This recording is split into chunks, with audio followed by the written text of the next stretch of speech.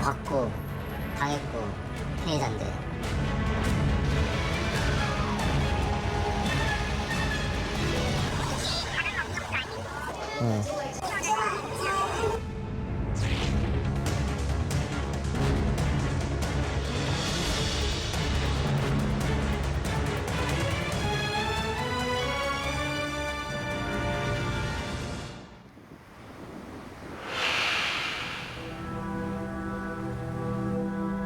지난 추석,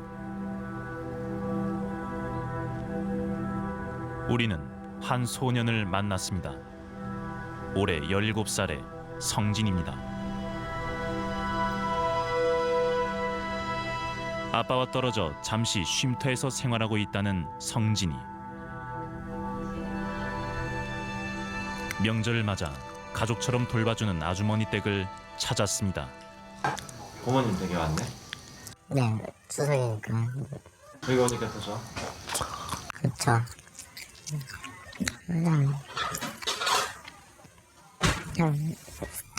그냥 좋아요. 사람들이 네. 성진이는 지난 2007년 하나뿐인 동생을 잃었습니다. 당시 세상을 떠들썩하게 했던 울산 어린이집 사망 사건. 성진이는 당시 사망한 성민이의 형입니다. 동생을 하늘로 떠나보내던 날, 말없이 아빠의 눈물을 닦아줬던 성진이. 사건 당시 6살이었던 성진이는 11년이 지난 지금 의젓한 고등학생이 됐습니다. 여거 눈치고 옛날에는 아빠가 같이 차 타고 갔다가 왔다가 했는데 아빠가 현천에 있어가지고 이제 저 혼자 이제 왔다 갔다 해야 돼. 그렇구나. 아버지는 추석 때도 못 나오나 봐요? 네, 좀 상태가 좀 많이 심각해져가지고 당분간 연애도 안 된다 하더라고요. 좀 따라 좀 약간 좀 스트레스 받는 것 같기도 해서 좀 약간 성민이 생각을 다시 좀 많이 떠올려. 네, 그런 것 같아요. 그 기억을 요즘에 자꾸 물어보고 해서 좀 꽤 힘들 것 같다는 생각이 들어요. 기억한다는 게. 아, 저는 이제 7살이라 성숙한 나이가 됐고 이제 이렇게 말할 수 있는 나이가 됐으니까 저는 이제 좀 마음 어릴 때보다 많이 좋아진 것 같아요. 동생이 위해서 도와주는 거라 생각합니다. 아직까지 이렇게 관심 갖고 있는 분이 있어서 저한테 고마웠어요. 몇 달 전 청와대 국민청원 게시판을 뜨겁게 달군 글 하나. 성민이 사건을 재조명해달라는 내용입니다. 불과 한 달 만에 청원자 수는 40만 명을 넘어섰습니다. 왜 이렇게 많은 사람들이 11년이 지난 지금까지 성민이 사건을 잊지 못하는 걸까? 처음에 딱 보자마자 너무 놀랐어요. 경악 그 자체였고요. 아이를 키우는 엄마로서도 너무나 가슴이 많이 아파서 정말 외면할 수가 없는 사건이더라고요. 그 아이의 죽음에 대한 정확한 사망 원인이라든지, 왜냐면 모든 사람들이 다 어느 누가 봐도 학대에 의한 죽음이다라고 생각이 되어지는데 정작 사법부에서 그렇게 판단이 안 됐잖아요. 그래서 성민이 죽음의 진짜 원인을 밝혀달라고 호소하는 청원자들. 우리는 11년 전 그날의 진실을 다시 한번 들여다보기로 했습니다. 비정상적으로 부풀어 오른 배, 피멍과 상처로 뒤범벅된 얼굴. 23개월 성민이의 마지막 모습입니다. 부검 결과 사인은 소장 파열에 의한 복막령. 강력한 외부의 힘에 의해 소장의 한 부분이 완전히 끊어진 상태였습니다.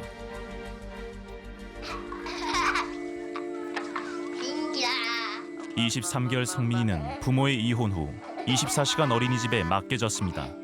건설일로 출장이 잦았던 아빠는 주말에만 아이를 볼 수 있었습니다. 그런데 아이를 맡긴 지 불과 3개월 만에 성민이는 싸늘한 죽음으로 돌아왔습니다. 아빠라 사람은 어디든지도 모를 거야. 울면서 아빠를 찾았을 우리 성민이 생각하면 건강하던 아이가 왜 갑작스럽게 생을 마감하게 됐는지 아빠는 그 이유를 알고 싶었습니다. 성민이에겐 대체 무슨 일이 있었던 걸까? 자는 방이 어디 방이야? 찾아보세요. 여기 여기 원장 선생님 어디서 잠을 자지? 여기 자 한번 들어가봐. 어떻게 자는지.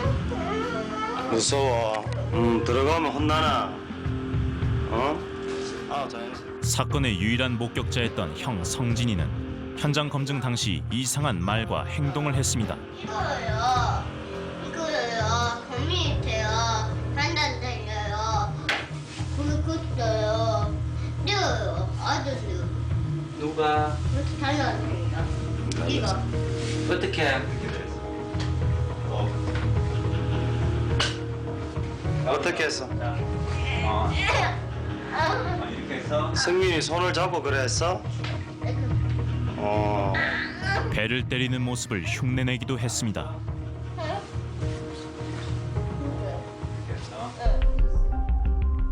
이후에도 성진이는 여러 차례 원장 부부의 학대를 의심할 만한 행동들을 보였습니다.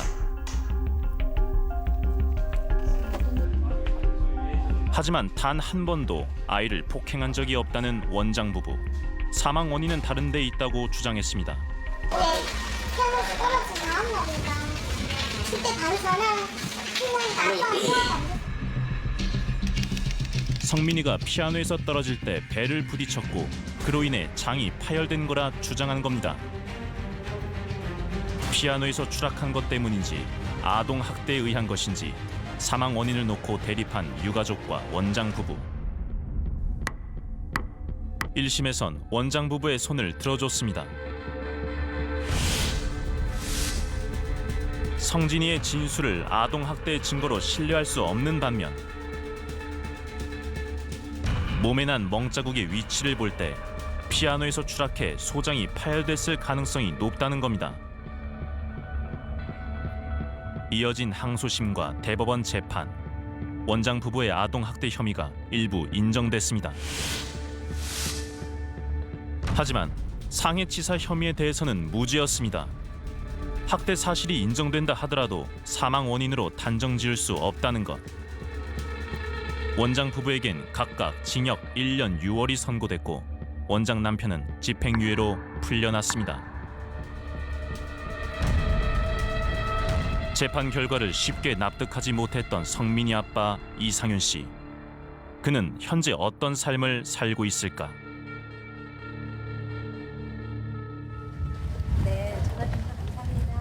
몇 차례 고민 끝에 우리를 만났다는 이상윤 씨. 집은 여전히 11년 전 성민이와 함께했던 그곳입니다.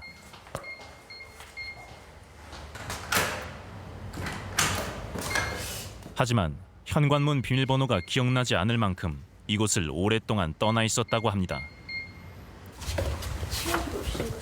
심한 우울증 때문에 정신과 입원 치료를 받고 있었던 겁니다. 이상윤 씨는 11년의 세월이 지났지만 성민이 죽음을 아직 받아들이지 못했다고 합니다. 사건의 진실을 밝히기 위해 노력했던 흔적들. 아버지의 시계는 2007년에 머물러 있는 듯 했습니다. 언제 지금 성민이를 지켜주지 못했다는 죄책감은 가족들에게 큰 상처로 남았습니다. 자식이라는 게 그렇게 이렇게 쉽게 지워지고 하는 건 아니잖아요. 나도 모르게 자꾸 눈물이 나서 이게 사람 만나는 자체가 이게 잘 이루어지지가 않더라고요. 그러다 보니까 계속 이렇게 혼자서 또 있게 되고 또 그러다 보니까 또 안 좋은 생각도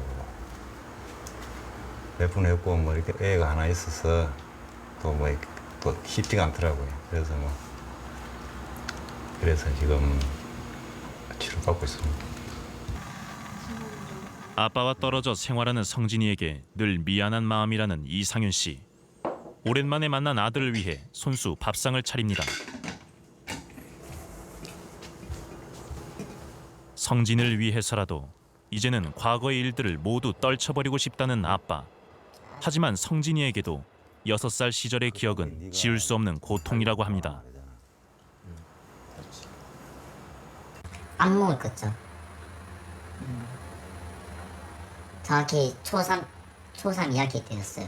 어린 성민이가 나왔었어요. 근데 얼굴은 좋지 않았어요. 많이 슬퍼 보였어요. 저는 그것 때문에 많이 그날 다음부터 너무 우울해진 것 같았어요. 그래서 그때부터 많이 힘들었던 것 같아요. 차라리 저는 원장 부부의 폭행 장면을 지금도 기억하고 있다는 성진이. 자신 또한 그 피해자였다고 말합니다. 양팔을 잡고 배를 구타를 하고 제일 크게 떨어진 거는 저는 그때 성민이 맞고 있는 걸 끔찍하게 보고 있을 때 저녁마다 계속 울면 부부들이 나와서 또 시끄럽다고 엄청 뭐라 해요. 그래서 제가 성민이 껴안고 그냥 안고 잤어요. 그냥 계속 톡톡톡 하면서 웃는 소리를 멈추게 하려고. 네, 왜냐면 성민이가 안 그러면 더 말할 수 있으니까 괜히 불안하잖아요. 여전히 진실이 알고 싶다는 가족들. 성민이 사건은 끝나지 않았다고 이야기합니다. 그때는 제가 뭘 말해도 증거로는 안 된 걸로 같아요. 만약에 제가 지금 그 어릴 때가 아니라 지금 그 모습을 봤으면 조금이라도 더 큰 처벌 받지 않았을까라는 생각이 들어요. 많이 후회하죠. 만약에 좀만 더 말 잘했으면 잘 되지 않을까. 성민이 사건은 2007년에도 추정 60분에서 집중 보도한 적이 있습니다. 어느덧 11년이라는 세월이 흘렀고 당시 6살이었던 형 성진이도 이제 의젓한 고등학생이 됐습니다. 그러는 동안 우리 사회에는 여전히 수많은 아동학대 사건들이 있었습니다. 그런데 왜 41만 명이나 되는 국민들은 유독 성민이 사건을 잊지 못하고 진실을 밝혀달라고 하는 걸까요?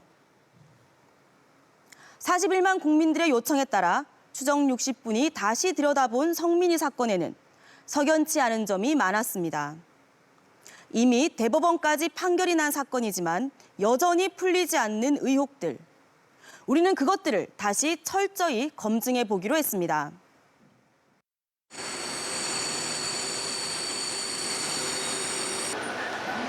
성진이가 서울에 왔습니다. 최근 들어 두통이 심해졌다는 성진이. 정확한 원인을 찾기 위해 심리 상담을 받기로 했습니다. 저 양쪽 머리 쪽에 훨씬 CT처가 많은데 CT를 왜 찍어봤어? 머리가 수면가 쪽에서는 스트레스 수통이라 하더라고요. 그러니까 어떤 점이 제일 나한테는 고통을 줬어요? 아동학대 매년마다 일어나잖아요. 그게 일어날 때마다 아이고. 성민이 사건 언급이 많이 돼요. 그때 걔가 이제 SNS를 하고 그러니까 그게 다들 보이잖아요. 그래서 그것 때문에 많이 힘들었는데 여전히 상처로 남아있는 기억. 사법기관은 성진이의 말을 온전히 믿어주지 않았습니다. 누구나 오래된 기억이나 어릴 때 기억이나 아무도 못 믿을 거예요. 근데 솔직히 지금 믿을 수밖에 없는 게 저밖에 없잖아요. 받고 당했고 피해자인데 부탁하는 거는 그거죠. 제발 좀 믿어주라고. 근데 안 믿어주니까 답답하다는 거죠, 엄청. 청원자들 역시 성민이 사건에 대해 많은 의혹들을 제기합니다. 그 가해자 측에서 그 유리한 증언은 어떻게 채택이 됐는지 너무 답답했고 그 가해자 분들이 말하는 그런 75cm 피아노에서 떨어졌다라는 부분. 피아노에서 떨어졌다고 해서 저는 그렇게 아이가 파열이 돼서 죽었다고 생각을 하진 않거든요. 우리는 여러 의혹들 중 과연 피아노에서 떨어진 것이 사망의 원인인지 살펴보기로 했습니다. 강력한 외력으로 소장의 한 부분이 완전히 절단됐던 성민이. 원장 부부는 성민이가 피아노에서 떨어져 다쳤고 평소 높은 곳에 올라가는 것을 좋아했다고 진술했습니다. 이 말은 사실인 걸까? 우리는 당시 어린이집에서 일한 보육교사들을 수소문했습니다. 여보세요? 아, 네. 선생님 되시나요? 네. 그 성민이 사건이 최근에 좀 다시 주목을 받고 있더라고요. 얘기 별로 안 하고 싶은데요. 아, 성민이가 그때 당시 뭐 피아노에 좀 자주 올라갔다 이런 얘기가 있었는데. 저 지금 근무 중이라 통화하느라 그래서 얘기 안 하고 싶어요. 여러 차례 설득 끝에 성민이를 직접 돌본 적이 있다는 당시 어린이집 근무자의 이야기를 들을 수 있었습니다. 피아노에선 좀 의문이 많은 게 성민이가 피아노에 못 올라가요. 전집이 애가 너무 작아서 혼자 올라간 적도 없고 떨어진 거 본 적도 없고 그렇다고 막 얘가 또 막 개구쟁이처럼 너무 막 그런 것도 아니에요. 정말 성격이 조용해요. 성민이가 피아노에 올라가는 걸 보지 못했습니다. 피아노에 올라간 사실이 없고 성민이는 피아노를 좋아하는 편이 아니었습니다. 심지어 원장 부부 또한 성민이가 피아노에서 떨어지는 모습을 직접 본 건 아니라고 진술을 번복했습니다.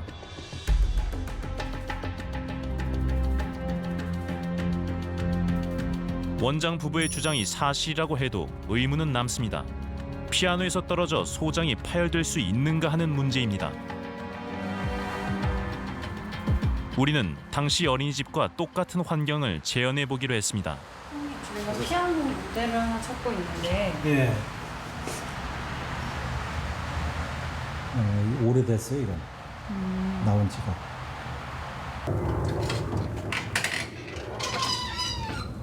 악기 상점의 중고 창고에서 당시 어린이집 피아노와 똑같은 제품을 발견해냈습니다.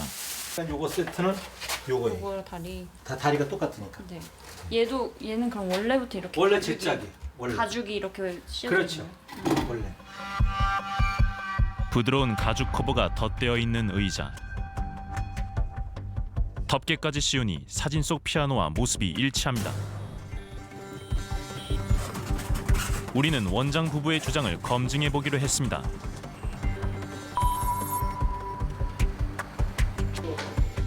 스포츠정책과학원의 도움을 얻어 실험을 진행했습니다. 바닥에서 피아노 건반까지 높이는 75cm, 건반과 의자의 높이 차는 30cm가 채 안 됩니다. 이 정도 높이에서 추락했을 때 충격은 얼마나 될까? 실험 방식은 성민이의 신체 조건에 맞게 제작된 인형이 피아노 의자 모서리에 부딪힐 때 발생하는 힘을 10번 반복해서 측정했습니다. 최악의 상황을 가정하기 위해 복부가 먼저 떨어지도록 조정했습니다. 대부분 머리로 먼저 떨어졌지만 본 실험에서는 복부에 가해지는 충격량을 측정했습니다. 측정 결과 피아노에서 떨어진 인형에게 가해진 충격은 약 630뉴턴. 이 힘은 어느 정도일까? 전문가에게 분석을 의뢰했습니다. 근데 600뉴턴이라는 게 대체로 어떤 힘이냐 의문점이 있을 수 있는데 어린이가 3세 어린이가 복부에 중상을 입을 수 있는 그래서 사망에 이를 수 있는 확률이 거의 불희박하다. 우리는 컴퓨터로 시뮬레이션을 해봤습니다. 3세 아이를 피아노 의자 모서리로 떨어뜨리는 실험. 이 역시 앞선 피아노 추락 실험과 동일한 결과가 나왔습니다. 복부에 가해주는 하중이 저희들이 가장 가혹한 조건으로 했을 때 한 500에서 600뉴턴 정도 나왔습니다. 그때 4000뉴턴 정도의 외부에서 충격이 가해지면은 힘이 가해지면은 어린이가 중상을 입을 그래서 사망에 이를 수 있는 확률이 50% 이상 된다라고 이야기를 하고 있습니다. 어린이 상해 기준을 분석한 보고서에 따르면 약 4000뉴턴의 힘이 가해졌을 때 3세 아이에게 중상 이상의 복부 부상이 관찰됐다고 합니다. 우리가 실험한 충격값은 약 600뉴턴. 장파열을 일으킬 가능성이 있는 4000뉴턴과는 많은 차이가 있습니다. 거기에 한 8분의 1에서 10분의 1 정도의 힘밖에 작용 안 하는 최대 600뉴턴도 안 되는 힘이 작용하고 있기 때문에 어린이가 이러한 피아노에서 떨어졌을 때 중상을 입을 확률이 굳이 이야기한다면 1% 정도의 중상을 입을 확률이 있지 않겠느냐. 임상 경험이 많은 전문가들에게도 해당 사고로 인한 사망 사례가 있는지 물었습니다. 복부나 이런 쪽은 사실은 주변부 이 조직들에서 충격을 흡수하기 때문에 다른 장기는 다 괜찮은데 소장만 단독으로 이렇게 손상이 있는 경우는 사실은 굉장히 드물다고 할 수 있습니다. 피아노 의자에 그 모서리에 뭐가 덮여 있고 천 같은 게 덮여 있고 아이가 옷을 입고 있었다고 한다면 그런 충격으로 소장이 찢어질 가능성이 매우 낮지 않을까? 만약에 30cm에서 떨어져서 그런 일이 발생하면은 우리 응급실 미어 터져요. 응? 지금 응급실에 그런 애들 가능성 없어요. 가능성 그거는 그 경험칙상도 가능성이 없고 그 다음에 만약 30cm에서 애들이 떨어져서 소장이 파열된다면 그때마다 인류가 존재할 수가 없죠. 그거는. 과연 피아노에서 추락한 것이 성민이의 사망 원인일까? 모든 과학적 근거들이 우리에게 다른 방향을 가리키고 있습니다.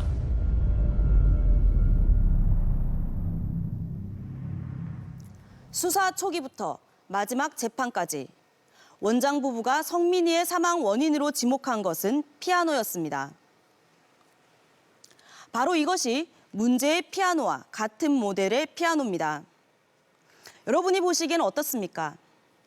75cm의 높이에서 30cm 아래의 의자에 부딪혀 장이 파열돼 사망에 이르렀다는 사실이 믿어지십니까? 과학적인 실험 결과 12kg의 아이가 피아노에서 추락해 장기가 파열될 가능성은 거의 없다고 입증됐습니다. 그리고 의학 전문가들 역시 같은 의견이었습니다.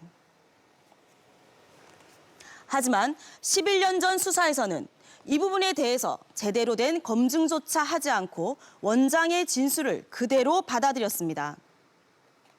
2심부터는 재판부도 성민이 죽음이 피아노 추락사로 믿기 어렵다는 점을 분명히 인정했지만 원장 부부의 상해치사 혐의에 대해선 무죄를 선고했습니다. 직접 증거가 없다는 이유였습니다. 피아노가 사망 원인이 아니라면 다른 이유를 더 적극적으로 찾아야 하지 않았을까요?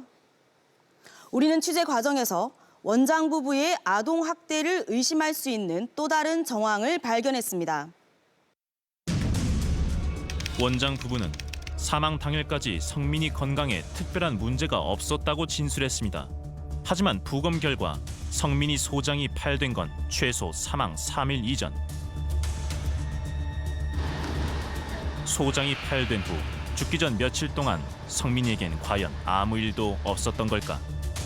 우리는 당시 어린이집 이웃으로부터 뜻밖의 이야기를 듣게 됐습니다. 성민이가 죽기 며칠 전 새벽 고통스러운 아이의 울음소리를 들었다는 겁니다. 그때가 2시쯤 됐을 거예요. 우리 진짜 잠이 깨가지고 시계를 딱 보니까 완전히 무슨 엄청난 막 모르겠어요. 너무 고통스러운 그 울음이었어요. 그래가지고는 도저히 집에 못 있겠는 거예요. 딸한테 전화를 했어요. 네. 나 도저히 집에 나 잠을 못 자겠다. 내 좀 배불러 없나.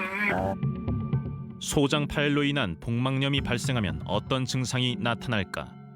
사망 당일내에 가까워졌으면 이제 복막염 증상도 나고 뭐 여러 가지 염증이 발생했기 때문에 부검 소견에서 나오듯이 주위 장기나 장을 싸고 있는 막 같은 데 염증이 많았기 때문에 통증이 굉장히 심했을 겁니다. 통증이 심해서 울고 보채고 뭐 23개월이었으면 의사표현이 가능하기 때문에 하나도 아프지 않은 거를 0점으로 하고 가장 심하게 아팠던 상황을 10점으로 본다면 장 천공에 의해서 복막염이 발생하면 환자들은 대부분 한 7에서 8 정도의 우리가 보통 애를 낳는 고통을 한 8에서 7 정도라고 보거든요. 굉장히 심한 통증. 복막염.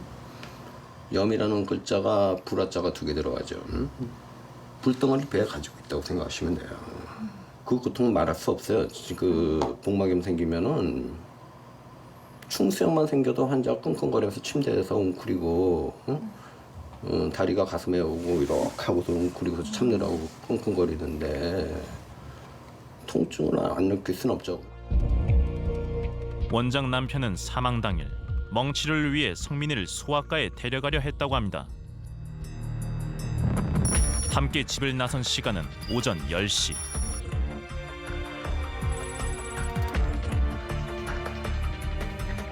그런데 첫 번째 행선지는 병원이 아니었습니다. 약국에 들러 입술 연고를 구입한 후 경주 본가를 통과해 다니던 대학교로 향했습니다. 오후 12시경 대학교에 도착한 원장 남편. 성민이를 차 안에 홀로 남겨둔 채 도서관에 책을 반납하고 잠시 수업을 들었다고 했습니다.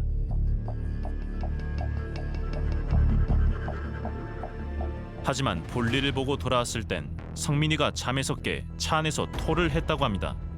그런데 이번에도 원장 남편의 목적지는 병원이 아니었습니다. 그가 마지막으로 간 곳은 경주에 있는 본가. 하지만 현관문이 잠겨 있어 집 안에 들어가진 못했다고 합니다. 아이를 씻기기 위해 보일러실로 갔다는 원장 남편. 성민이가 추워하자 이번엔 옥상으로 데려갔다고 합니다. 그렇게 흘려보낸 1시간. 성민이의 상태는 위급해졌습니다.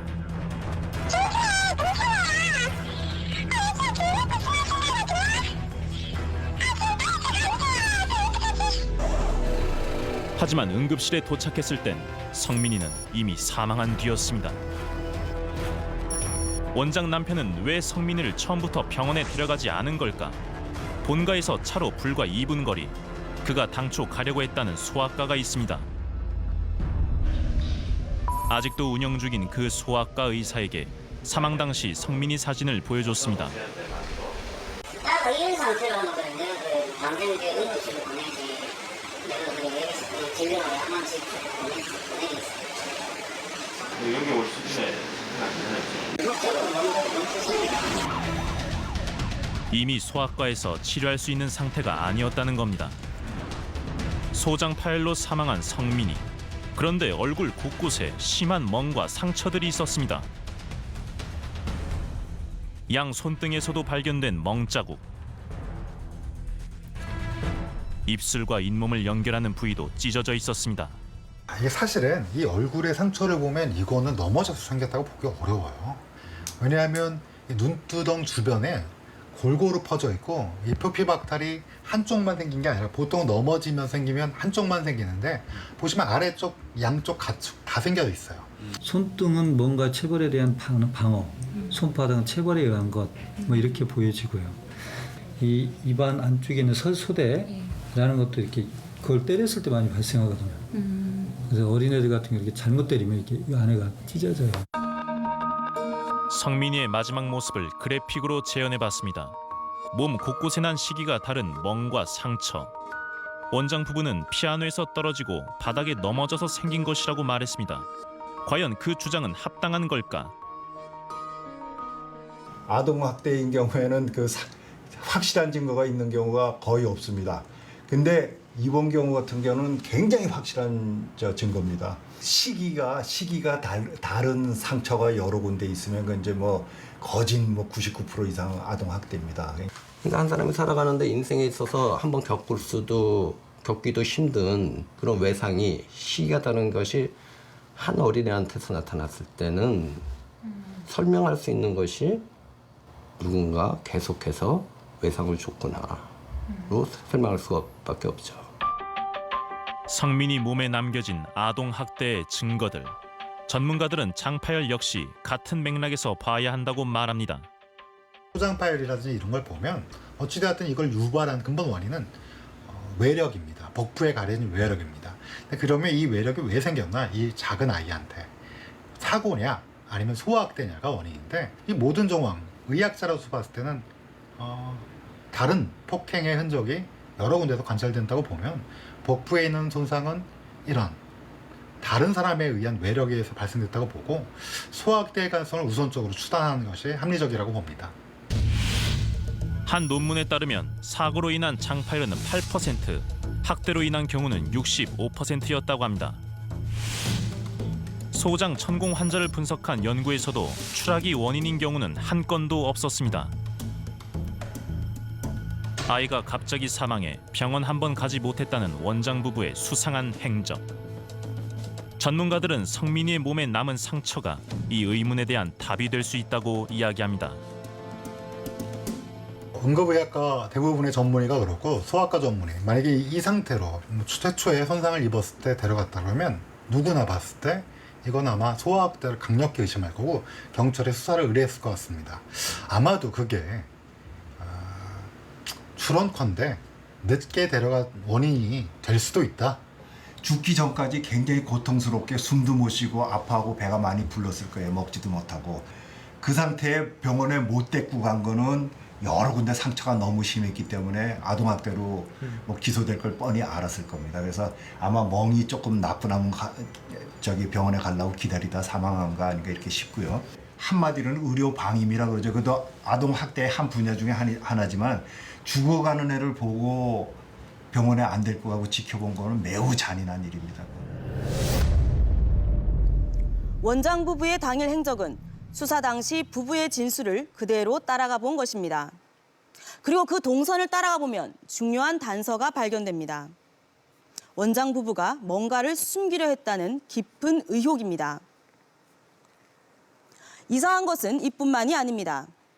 원장 부부의 진술은 계속 달라졌고 성민이 아빠에게 죽음을 알린 것도 아이가 죽은 지 2시간이나 지나서였습니다. 당시 수사기관은 그리고 재판부는 이러한 수많은 수상한 정황들을 철저히 검증하기는 했던 건지 묻고 싶습니다. 여전히 풀리지 않는 성민이 죽음의 의혹들. 이제 우리는 원장 부부를 직접 만나 진실을 물어보기로 했습니다. 아동학대 혐의를 줄곧 부인했던 원장 부부. 11년이 지난 지금은 어떤 입장일까? 어린이집이 있던 곳을 다시 찾았습니다.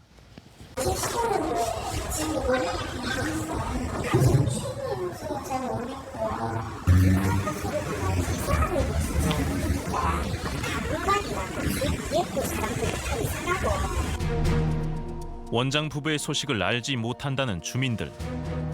그런데 우리는 취재 도중 뜻밖의 이야기를 들었습니다. 이분들이 필리핀에 산다고 필리핀 올피가스라는 데 살고 있대요. 이름을 스텝으로 개명했다고. 제보 내용은 사실인 걸까? 우리는 필리핀으로 향했습니다. 당시 어린이집 원장 채 씨를 봤다는 장소는 필리핀에서 부촌으로 꼽히는 지역입니다. 교민들이 선호하는 쇼핑센터와 아파트가 밀집된 곳. 우리는 이곳에서부터 채 원장을 수소문했습니다. 그리고 작은 실마리를 찾게 됐습니다.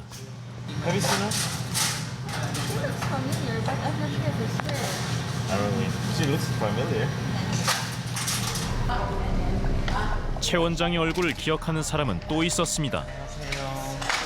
Hello. Possible have you seen her?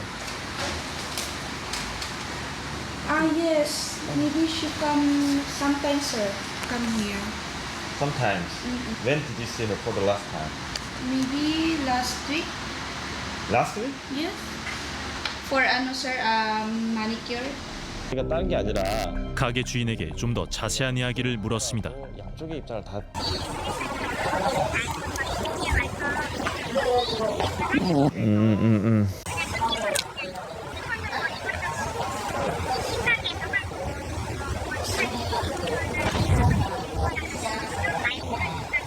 할 거라는.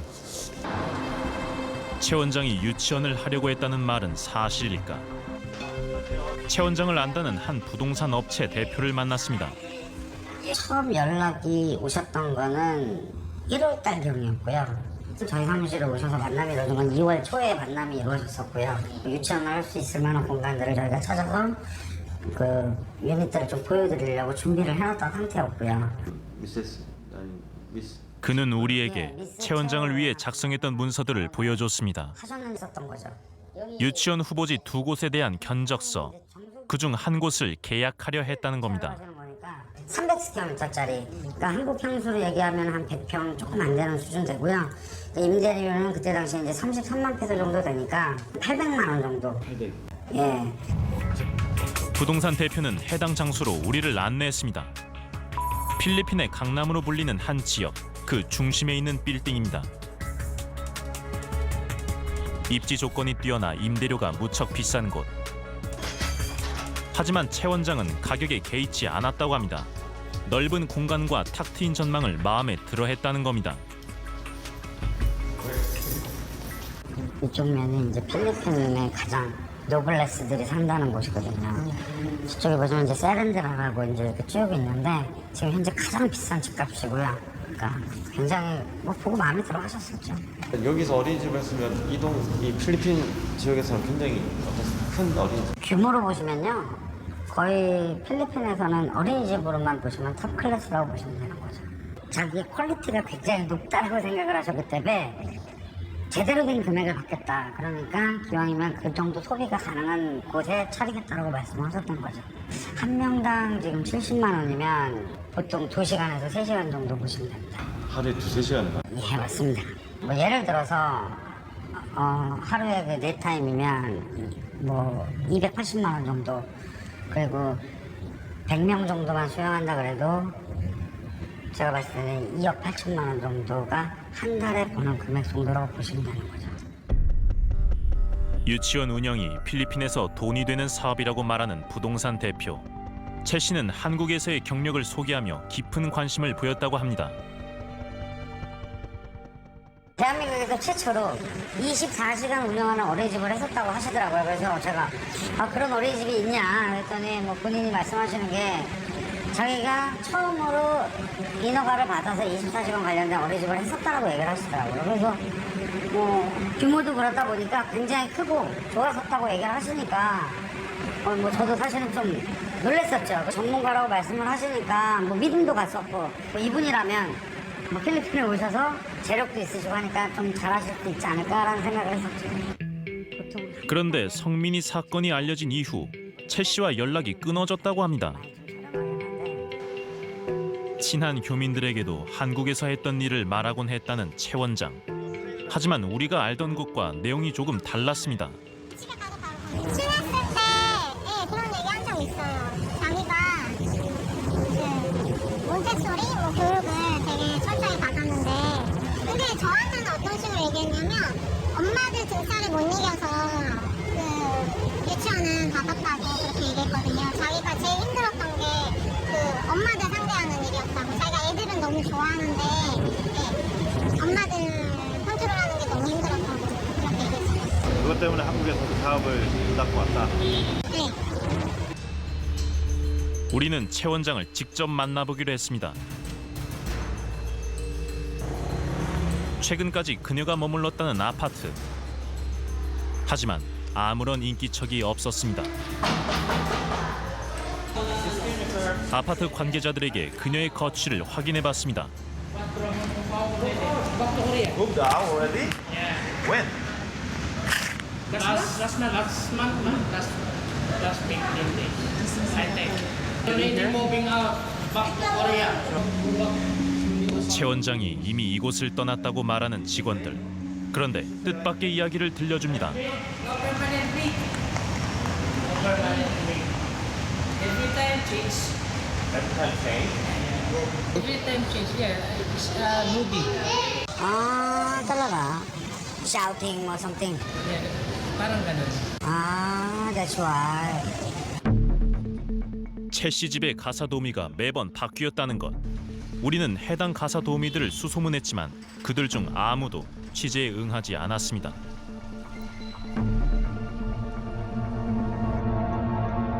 그들이 최 씨 집에서 겪었던 일은 또 다른 제보를 통해 확인할 수 있었습니다. 그 일하던 친구가 한번 뭐 실수를 했는지 뭘 어떻게 했나 봐요. 근데 일하는 친구한테 자기 감정을 컨트롤할 수 없는 듯한의 어떤 액션을 취하면서 막 이렇게 소리를 지르더라는 거죠. 최 씨에게 제기된 수많은 의혹들. 사실관계 확인을 위해 전화 통화를 시도했습니다. 여보세요. 아, 예, 안녕하세요. 최님 전화인가요? 최씨 전화인가요? 아, 저는 KBS에 근무하는 네, KBS에 근무하는 정범수 PD라고 합니다. 예, 저 다름이 아니라 그 요즘에 국민청원이 된 사건이지요. 그 울산 어린이집 사건이 있잖아요. 그것 때문에 예, 물론 그렇습니다만 저희가 그분들의 얘기만 다룰 수는 없지 않습니까? 아, 그 의견을 고르게 좀 담고 싶어서 그러는 거예요. 그냥 하나만 좀 여쭤보면 안 될까요? 잠시만요. 지금 여보세요? 재차 연락을 취했지만 그녀는 끝내 인터뷰를 거절했습니다. 우리는 며칠 후 지인을 통해 최 원장의 입장을 전해 들었습니다. 이미 교민사회가 모두 안 좋은 쪽으로 이야기하고 있는데 입장을 얘기해봤자 변명밖에 되지 않고 더 안 좋은 모습으로 비춰질 수 있을 것 같습니다. 아무도 자신의 말에 귀 기울이지 않는데 굳이 취재에 응할 필요가 없다고 했습니다.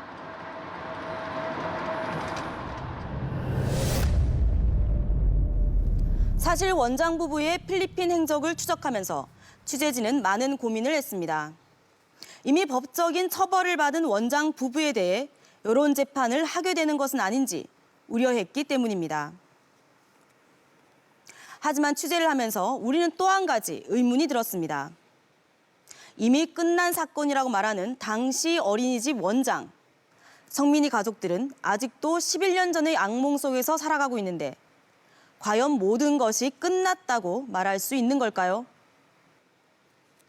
징역 1년 6개월.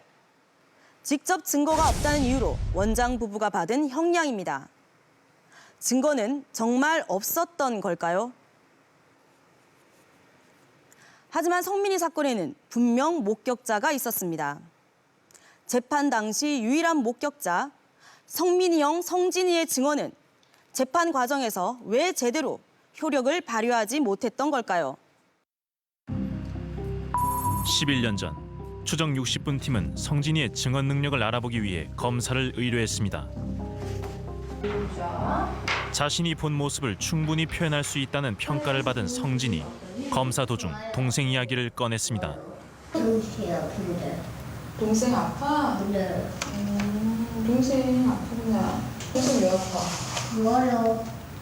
아버지요, 토했어요. 토했구나. 네. 어떻게 하다가 그렇게 아프고 토했어? 뭐요? 원장님. 성민이의 죽기 전 상황을 짐작할 만한 중요한 단서. 원장님 안녕히 계세요. 네. 인형놀이 과정에선 원장 부부의 학대를 의심할 만한 행동을 보이기도 했습니다. 지금 어떤 일이 일어나는 거야? 혼났구나? 왜 혼났니? 말 안 들어서 혼났구나? 혼내는 거 보여줘.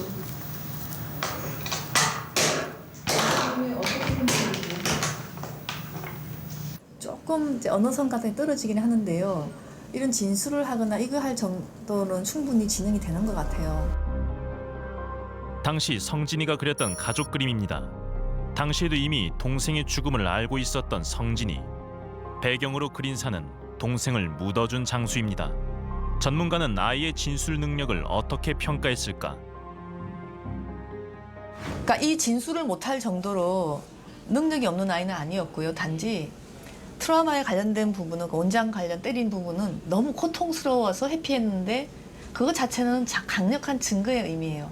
말로 하는 것보다 너무 힘들어서 그 얘기만 나오면 이렇게 숨고 도망가고, 나중에 좀 애가 진정이 되고 나니까 우리가 묻지도 않았는데 저쪽 구석에 가가지고 때렸다고.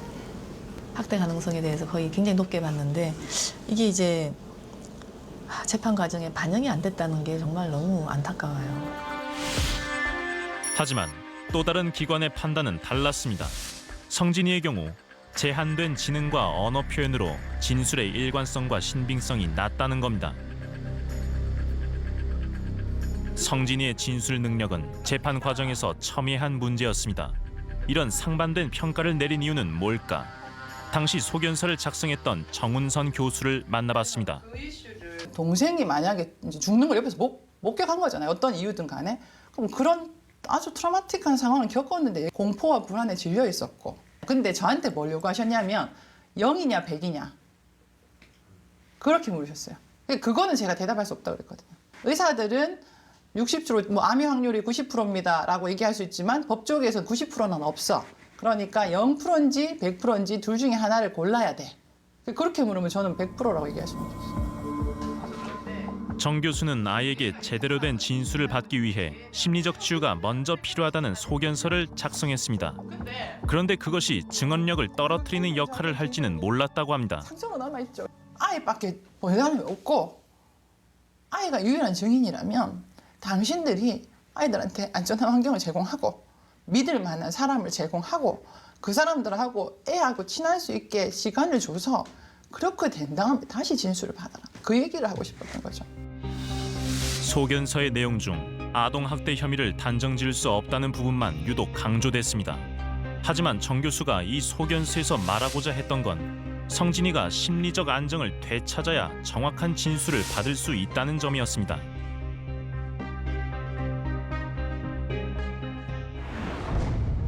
아이의 심리적 안정 상태에 따라 진술 내용이 완전히 달라지는 경우가 적지 않게 발생하기 때문입니다.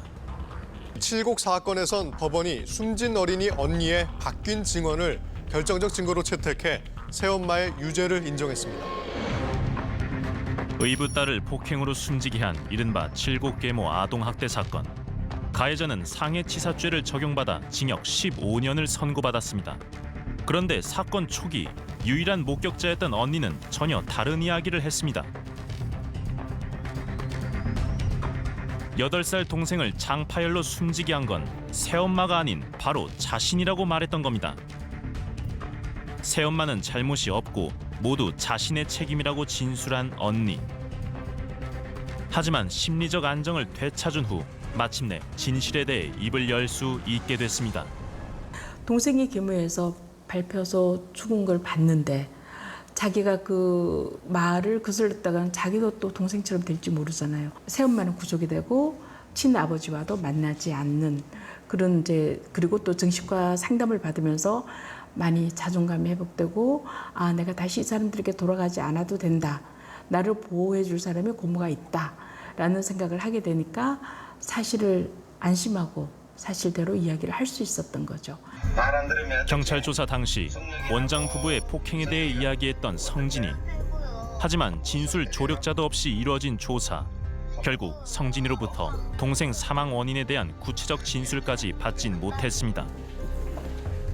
그래서 성진이는 다른 기관들을 전전하며 반복적으로 진술 능력을 검증받아야 했습니다.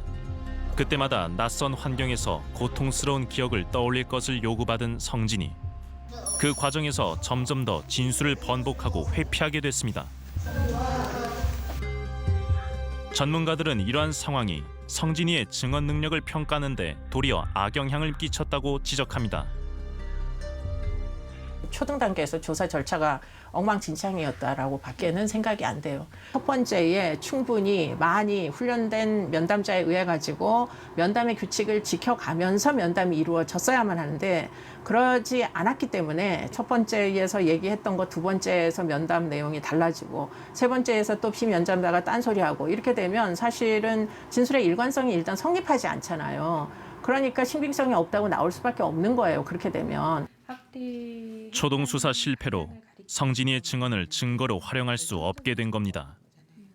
5월 17일이 어떻게 생각하면 한테는 가장 오염되지 않은 정확한 기억 정보를 얻어낼 수 있는 기회였을 수도 있죠. 이제 아쉽게도 당시에 아동의 어떤 발달적 특성이나 가지고 있는 어떤 어려움 이런 걸 충분히 고려해서 조사가 이루어지지 않았고 결과적으로는 아이의 진술만을 토대로 뭔가 소위 얘기하는 실체적 진실 규명을 하기가 좀 어려워진 면이 있는 것 같아요. 동생 사망 5시간 만에 이루어진 첫 조사. 성민이가 어떻게? 패고요.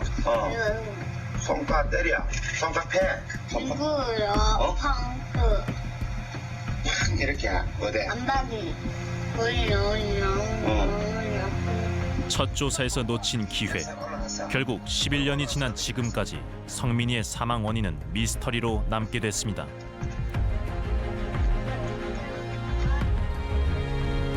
아이의 증언력은 미국에서도 오랜 고민거리였습니다.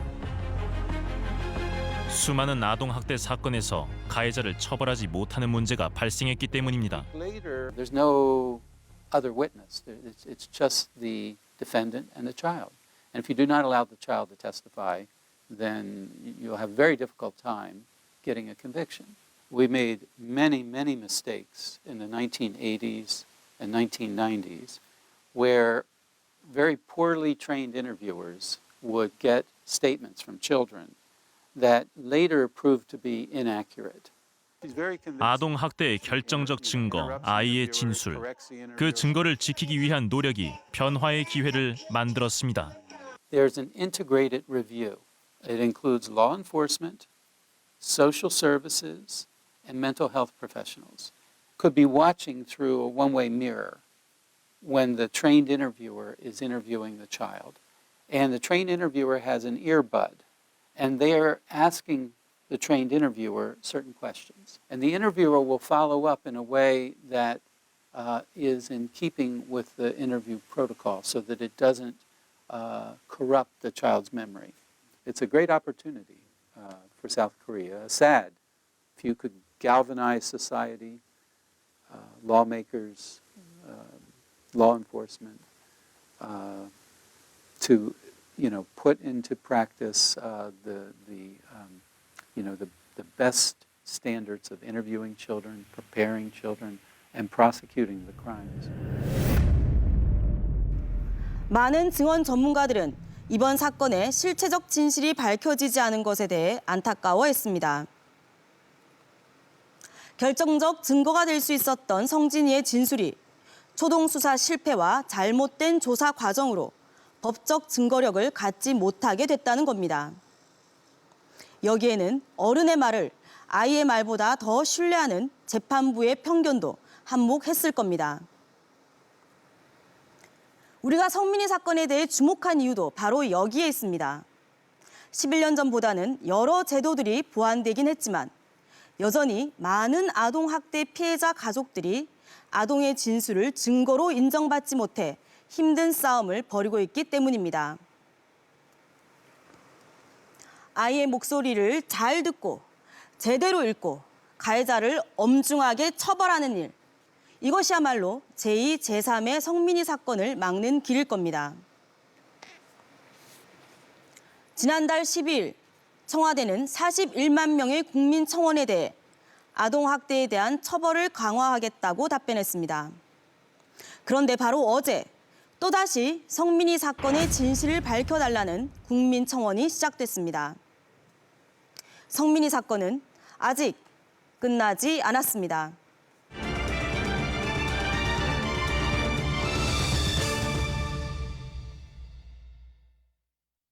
추정 60분에서는 성매매 데이터베이스에 대해 잘 아시는 분 또는 성매매 업소 출입 여부로 배우자와 다툼을 경험하신 분의 제보를 기다립니다. 애견으로 규정작업을 타는 경우가 저희밖에 없어요. 견사도 지어줘. 땅을 사고 집을 지어줬으니까 제가. 부당이득을 챙기려고 저희가 무슨 4만 5천만 원 빚진 건 저인데. 걔가 앞으로 사줍니다. 애견수는 100%야. 순회 가격을 보장해줘, 국가로. 희한하죠?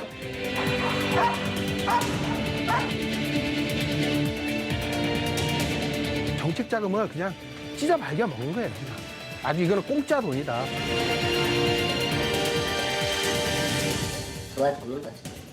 간단하게 얘기 못하니까.